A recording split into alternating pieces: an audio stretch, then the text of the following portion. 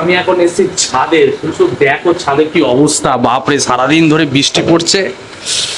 ও নারকোল গাছে ডাল পড়েছে, এই দেখো তারটা ঝুলে গেছে ভাই, তারটাকে ঠিক করতে হবে নাহলে আবার ছিঁড়ে যাবে তারটা। ওই দেখো ওই ডগায় আমার লাইট লাগানো আছে, আমি লাগিয়েছি। আর সব দেখো ওই পাইপের কোনাগুলো সব ব্লক হয়ে গেছে পাতা পড়ে। তার মধ্যে ফ্রেন্ডস দেখতে পাচ্ছ এই গাছটা পুরো হেলে গেছে, ওরে বাপরে এই গাছটাকে তাড়াতাড়ি কাটতে হবে, কারণ এই গাছটা আরেকটা ছিল এই জায়গায় পুরো অত লম্বা, মানে নারকোল গাছ থেকেও লম্বা ছিল। হ্যাঁ ওইটা ঝড় বৃষ্টিতে পড়ে গেছিলো, এতে ছাদটা ক্র্যাক মানে করে গেছিলো। ঠিক আছে, অনেক কষ্ট করে পয়সা জোগাড় করে ওরা ঠিক করলো, আবার গাছটায় কাটা হয়েছে। ওই গাছের বীজ হয়তো পড়েছে, আবার নতুন করে একটা গাছ দাঁড়িয়ে গেছে। এই দেখো এই গাছটা প্রচুর ডেঞ্জার, দেখছো আগে থেকে এদিকে আমাদের ছাদের দিকে হেলে আছে, তাড়াতাড়ি করে এটাকে কাটতে হবে, নাহলে ভাই আমার ছাদের ভেঙে যাবে। তাহলে নারকোল গাছগুলো ভাই খুব সুন্দর, নারকোল গাছগুলো অত সুন্দর, খুব সুন্দর সুন্দর নারকোল ডাব হয়েছে, বুঝতে পারছো তো। হ্যাঁ মানে আমাদের ছাদেই পড়ে, এর জন্য নারকোল গাছটা কাটবো না, এই গাছটাই কাটতে হবে, মানে এই কোনো ফল দেয় না, ব্যাস এটাই কেটে সরাতে হবে। আর তার মধ্যে হিমসাগরাম সব শেষ হয়ে গেছে, দেখতে পাচ্ছ গাছ পুরো খালি, আর কিচ্ছু নেই, খালি গাছ ডালপাল্লাগুলো আমাদের ছাদের দিকে ঝুঁকে আছে। সেই জন্য আমাদের ওই ঘরটা আমাদের শান্তি থাকে, মানে কোনো গরম হয় না। কিন্তু আমার ঘরটা প্রচুর গরম, বুঝতেই পারছো কেন, এই গাছের ডালপাল্লাগুলো পুরো ওইদিকে আছে। তো যাই হোক চলো এগুলো পরিষ্কার করি, পরিষ্কার না করলে হবে না।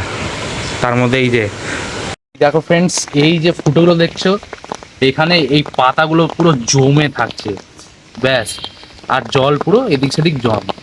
এর জন্য এই যে ফুটোগুলো পরিষ্কার করতে হয়। এই যে রডটা দেখতে পাচ্ছ, এই রডটা দিয়ে এখন পরিষ্কার করলাম, তারপর তোমায় দেখাচ্ছে। এই দেখো এই পাতাগুলো সব জমি ছিল, এই দেখো এখানে এই ফুটোটাতে, এখন আরো জল সরসর করে যাচ্ছে। এই দেখো এটাও সেম, এই পাতাগুলো পুরো জমি ছিল এখানে, এখন পরিষ্কার করলাম, দেখো সরসর করে জল যাচ্ছে। আর একটা দেখো এই যে, এটা তো মারাত্মক জল জমে গেছে পুরো চারিদিকে, এই যে অতগুলো পাতা এখানে ছিল, এখন দেখো কিভাবে জলটা যাচ্ছে, মানে সরসর করে জলটা যাচ্ছে, দেখতে পাচ্ছ।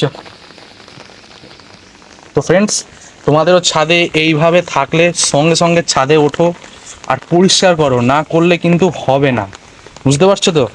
এগুলোই জমে গিয়ে পুরো ছাদটার অবস্থা খারাপ হয়ে যায়, ড্যাম খেয়ে যায় এইসবের জন্য। তাহলে দেখো কি সুন্দর লাগছে এই বৃষ্টিতে, ও সেরা লাগছে সেরা। ও দেখে না ভালো মতো, পাশে বাগান আছে বলে হেভি লাগছে জায়গাটা, তার মধ্যে পুকুর ওদিকে পুরো ঠান্ডা হাওয়া। হ্যাঁ আর এসি আজকে লাগাতে হবে না, সেরা লাগছে। পাল্লাগুলো আজকে শান্তি পাচ্ছে, কেন বলো তো, পুরো বৃষ্টির জলটা পাচ্ছে ভালো মতো, যেন গাছপালাগুলো কি সুন্দর লাগছে জলেতে। ও এই দেখো ওর গাছপালাগুলো সব জল পাচ্ছে, হেভি লাগছে। তার মধ্যে ওই যে এই গাছটা তো ভাই শুকিয়ে গিয়েছিল পুরো, এই যে জল পাচ্ছে ঠিক ঠিক টাইমে, দেখো কি সুন্দর পাতাগুলো ফুটেছে।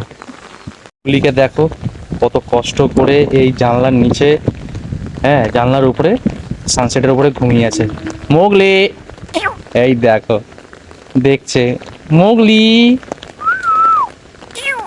মোগলি, হ্যাঁ মোগলি আয় আয়,